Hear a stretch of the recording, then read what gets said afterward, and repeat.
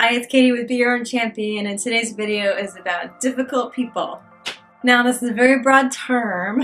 I don't want to define it by a particular set of traits, because a difficult person for one person is not necessarily difficult for another person. So as I'm defining it for the sake of this video, difficult just means difficult for you.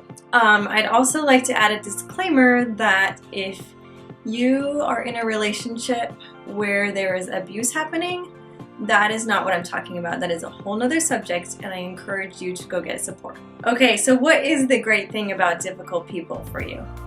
Well, they help show you your insecurities and your areas of weakness. Because when you're triggered by somebody, that is because there is an insecurity in you or a vulnerability that has potential to be strengthened. If you find yourself repeatedly triggered by someone, that means that there is something inside you to take a look at that you can make stronger. Now, I'm not telling you to go out and find all the difficult people and hang out with them all the time, all at once, because that doesn't make any sense.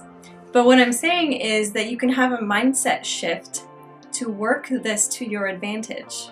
So when you're feeling yourself struggling with someone difficult, don't waste your time and energy getting upset or criticizing or blaming the other person, because the temptation is to just ignore everything that's happening in here and just focus all of it on the other person, finding all the faults and the flaws in them and spending all of your time and energy criticizing that other person. So instead of spending your time and energy on that, turn it inward and think to yourself, why is this affecting me in this way? What is it that I feel unsafe or fearful about that is causing me to react in a defensive way?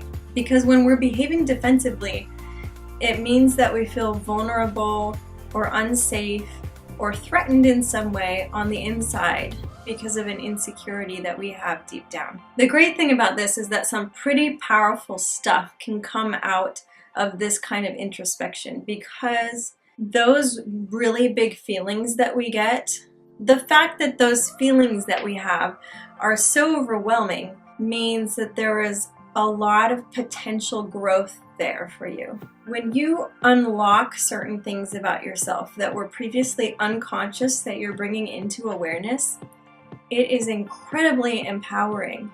You just have more control over how you respond to the world and over the way that you react to things and people in your environment. Also, when you know yourself that well, you are more grounded and you feel more confident and secure as you move through life, regardless of what things are going on around you. So I invite you, the next time that you find yourself struggling and reacting to someone who you find very difficult to be around, turn your thoughts inward and think about what it is that's causing you to feel that way.